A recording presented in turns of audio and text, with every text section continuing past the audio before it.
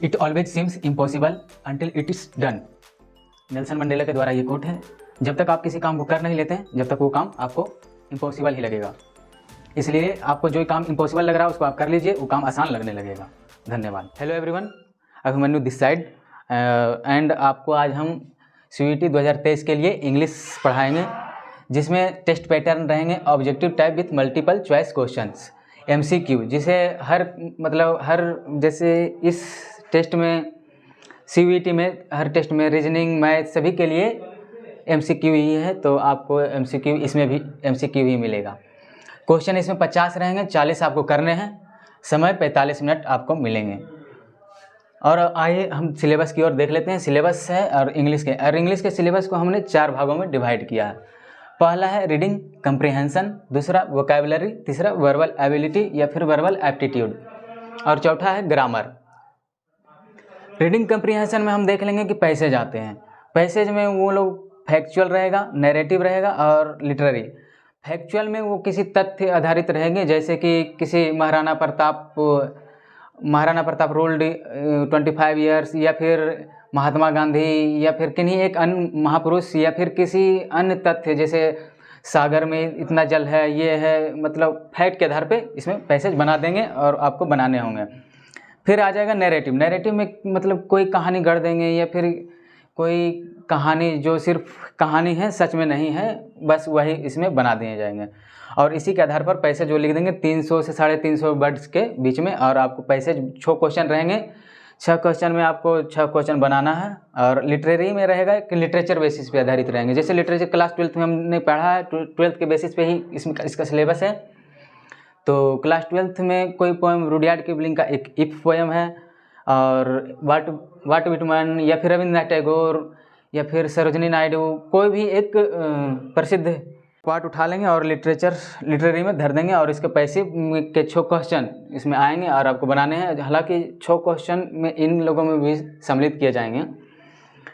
अब आ जाएंगे सिलेबस के सेकेंड पार्ट, वोकैबुलरी में सिनोनिम्स पढ़ना है, एंटोनिम्स पढ़ना है, इडियम्स एंड फ्रेजेज। ये लोग सिनोनिम्स एंटोनिम्स आप कुछ पढ़े होंगे, कुछ लोग हम पढ़ाएंगे, कुछ लोग आपको रटना पड़ेगा। इसमें रटने की चीज़ें हैं, तो ये रटना पड़ेगी। इडियम एंड फ्रेजेज भी आपको रटने पड़ेंगे, फ्रेजल वर्ब रटने पड़ेंगे। फिर आ जाएगा वन वर्ड सब्स्टिट्यूशन। इसमें वन वर्ड सब्स्टिट्यूशन हिंदी में कहें तो अनेक शब्दों के एक शब्द, जैसे rule by the mob, mobocracy, one who is habitually kind to others, altruist. बस इसी तरह के कुछ शब्द रहेंगे और आपको एक कोई शब्द लिखना है। फिर आ जाएंगे स्पेलिंग टेस्ट। कोई स्पेलिंग गलत या सही रहे, गलत रहे या फिर किसी मतलब इधर से उधर हुआ रहे, तो उसको आपको सही करना है। फिर एनालॉजीज में रहेंगे कि मेयर है सिटी, तो फिर गवर्नर स्टेट, सिंपल। लक्की फॉर्चून, तो थैंकफुल ग्रेटफुल। फिर इसमें आ जाएंगे और फिर दूसरे तरह में देखेंगे तो ice is to melt, as rain is to fall. उसी तरह से फिर हमने देख लेंगे प्रोनिम्स एंड होमोनिम्स।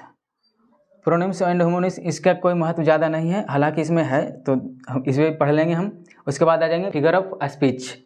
तो फिगर ऑफ स्पीच में हमने देखे लिटरेरी, मतलब फिगर ऑफ स्पीच मतलब इसमें 12 प्रकार के होते हैं, मेटाफर, सिमिली, इसी तरह का। तो ये लिटरेचर बेसिस ही है, तो ये भी हम लोग को पढ़ा देंगे।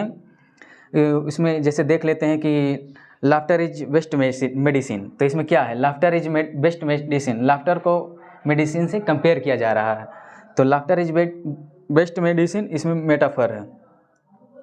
ही इज शाइनिंग स्टार, किसी एक पुरुष को शाइनिंग स्टार की तरह मतलब कंपेयर किया जा रहा है, तो इसमें भी मेटाफर ही है। The girl next door is pretty ugly, the girl next door is pretty ugly. यहाँ पे क्या है कि प्रिटी भी है और अगली भी है, दोनों एक दूसरे को कंट्राडिक्ट कर रहे हैं, तो इसमें हम कंट्राडिक्शन में लगाएंगे ऑक्सीमोरॉन, तो ऑक्सीमोरॉन हो जाएगा फिगर ऑफ स्पीच के रूप में ऑक्सीमोरॉन। फिर आ जाएंगे तीसरे पार्ट पे हम, जिसको हमने 4 भागों में डिवाइड किया, तो ये तीसरे पार्ट में वर्बल एबिलिटी है। तो वर्बल एबिलिटी में स्टेटमेंट एंड एजम्पशन रहेंगे, स्टेटमेंट एंड कंक्लूजन रहेंगे, स्टेटमेंट एंड आर्गुमेंट्स रहेंगे, एसेंशन एंड रीजन रहेंगे। ये आपको रीडिंग एंड कम्प्रीहेंशन पार्ट से ही कंप्लीट हो जाएंगे, या फिर कुछ बच जाएंगे तो हम आप लोगों को कंप्लीट करा देंगे इससे। और फिर सिलेबस के चौथे पार्ट में ग्रामर है, तो ग्रामर में हम लोग पढ़ेंगे select the correct sentence improvement and transformation and spotting errors, जैसे कॉमन एरर्स ये सब पढ़ते हैं। और लास्ट है PQRS जो हर एक कम्पिटिटिव एग्जाम में रहते हैं, तो PQRS इम्पोर्टेंट है, वेरी इंपॉर्टेंट भी कह सकते हैं इसे।